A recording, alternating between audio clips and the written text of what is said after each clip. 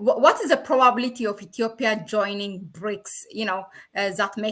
That gives it a higher probability, as you said, other than in the region. Also, if it joins, what does it mean for the region? And yeah, why Ethiopia actually? Ethiopia has consistently been one of the fastest growing economies within the region first. So from an economic perspective, it offers high prospects, Then too, it is because you see, until now, it is very difficult for anybody to define what exactly BRICS as an alliance is. Somebody can, there have been arguments about NATO, that NATO, others say it's a military alliance, or all that.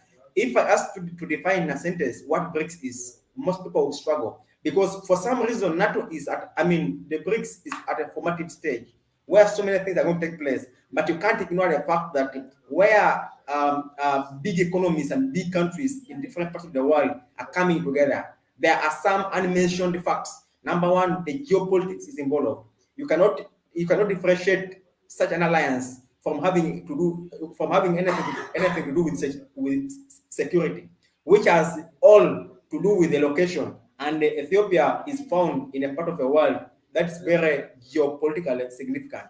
Number two, the economics, of course, like I said, Ethiopia has been one of the fastest growing economies in the region. So if you look at it from an economic perspective, Ethiopia still ticks the box.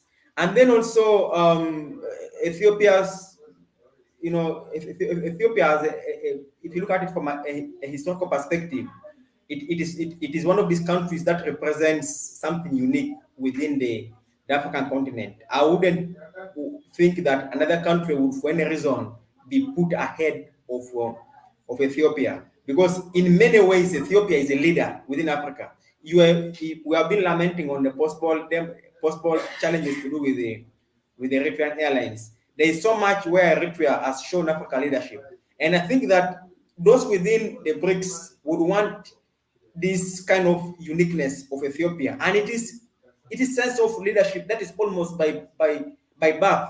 If you look at it from a country perspective of Africa, you look at it, there are so many fasts which are associated with Ethiopia for Africa. Apart from the history, what we all know, uncolonized, that's one. But two, even if we look at it at the present level, we have the best airlines in Africa coming from Ethiopia. You have you can look at the current project, the Grand Ethiopian Renaissance now. It's again another flagship project where Ethiopia has taken leadership in the development of resources.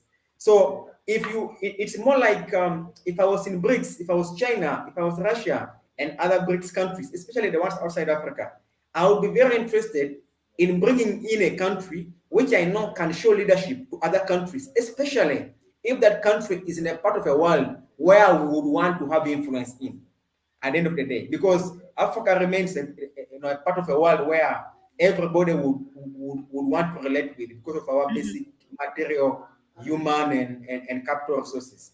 So how do you take charge of Africa? How do you, for example, influence the rest of Africa?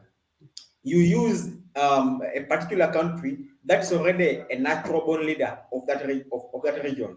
You use a country that's already showing leadership. And I think that Ethiopia, in many ways, has shown Africa leadership straight from the days of colonialism to this very moment, even in the days of struggle. I can assure you, I was in Ethiopia about 2 weeks ago. I was in Addis. And you would understand why Ethiopia is something that most countries look forward to. What Ethiopia has been able to accomplish during the 2 years of war is something that most other countries haven't been able to accomplish even in 10 years. I can assure you, within Africa. What do I mean? That in a sense, there is a mental orientation within the psyche of the Ethiopian community, that even at the point of their worst, even at the point when they are at war, the world doesn't stop moving.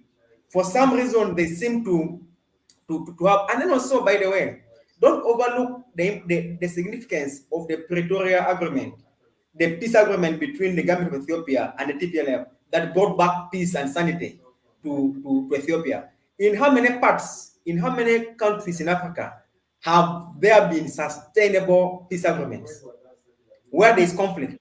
Very few. So until now, you can't say the one for Ethiopia hasn't worked. It is working. There was war, the guns have been silenced. You can talk about whether it will hold or not, but at least for now, you have to give it a positive and say that it is one of the few countries in Africa which have been able to go to war and for some reason negotiate a peaceful end to the war and the guns are put down. That is significant. Another point of leadership for other countries in Africa. Another point of leadership for Sudan. Another point of leadership for the warlords in Somalia. Another point of leadership for those in Mali. Another point of leadership for every part of Africa which is at war, that you can actually arrive at a peaceful solution. And then beyond that, the manner, maybe not just the peace agreement, but the manner in which they arrived in that peace agreement, I think it's the first most significant peace agreement that has been signed or arrived at under the auspices purely of this ideal that we now, that the African Union now is trying to put forward. That is the idea of African solutions to African problems, purely mediated by Africans, you know, from beginning to end. And there is no country outside Africa that can claim. But Lambert, would you say that even regardless of, I'm not against peace, but even regardless of with all, you know, the lack of accountability and everything, it's still... No, Mahlet, that's a different question. You can talk about the modalities involved. I could say, well, while there's peace, we need reconciliation. We need, people need to talk because healing takes a process. You know, peace alone is enough. You know, should I call it peace? Let me call it the silencing of guns. No guns are shooting. So perhaps you could say it's not exactly peace because peace is a broad concept. But the guns have been silenced. Nobody is shooting at each other, at least for now. Now, for me, that is significant. The rest can come. By the way, at the end of the day as well, you still got to maintain that the first step towards even reconciliation is first the guns also have to go down, because you can't talk, you can't reconcile, you can't you know, do all this, dispense justice to those who did wrong and did wrong when war is going on. So the first step is the silencing of the guns, and I think that Ethiopia has taken that step. That can be a discussion, Mahlet, for another day, on the merits of the peace.